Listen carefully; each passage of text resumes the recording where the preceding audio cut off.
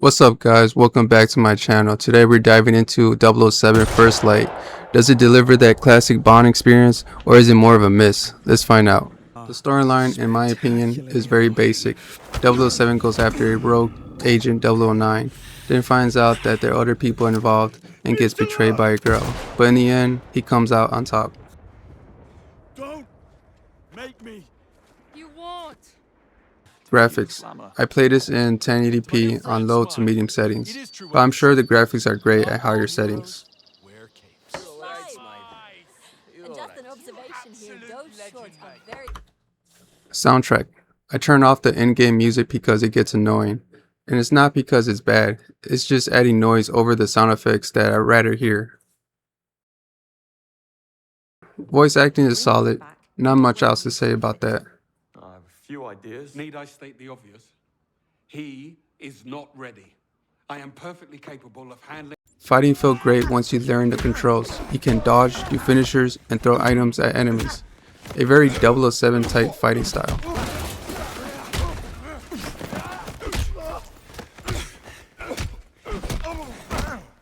Care how many of you there are.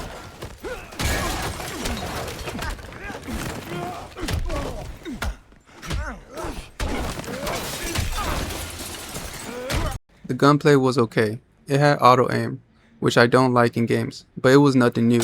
The problem with mini games is that you can hide behind a wall while still being able to shoot from behind cover. The cover system wasn't the best. Sometimes it chose cover that I wasn't trying to use, or it didn't work at all. The driving for the little time I spent driving in this game just felt okay. You need to up your game. Slow down for the corners. There were areas where you needed to sneak around and infiltrate that lasted a little too long unless you already know what you were doing. I had trouble finding where I needed to go and what I needed to do on my first playthrough.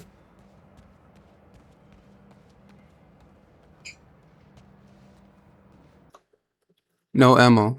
There was barely any ammo for 007. Every time I pick up ammo, I got like 2 to 4 rounds. I understand you're supposed to use the environment, items, and your watch, but come on. Slow pacing. There were many slow parts in the story, especially when you're in HQ talking to Q and Moneypenny. Not too much of a problem, but it hurts replay value for me.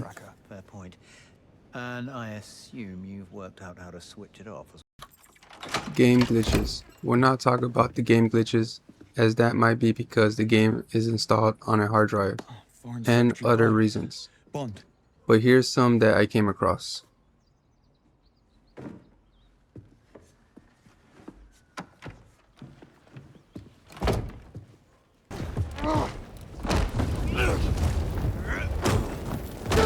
Oh, what was that? Whoa, what's going on? There are many unlockables to unlock, but I didn't even bother. You can unlock outfits, guns, and other cosmetics, but none of it really affects gameplay, so it didn't motivate me to keep playing. Time to beat took me 13 hours and 44 minutes. Is it worth buying? I'll say no, wait for the sale. Online play will not be mentioned in this review for reasons. If you know, you know. Overall, in my opinion, I'll give 007 First Light a 6 out of 10, a one-time playthrough. Unless you're a Bond fan, then have at it. And that's my take on 007 First Light. Solid combat, rough cover system, and a story that won't blow you away. If you have played it, let me know down in the comments. Did you agree with my 6 out of 10? Or am I being too harsh? Drop a like if you enjoyed the review, subscribe if you want more, and I'll catch you on the next one. Thanks for watching.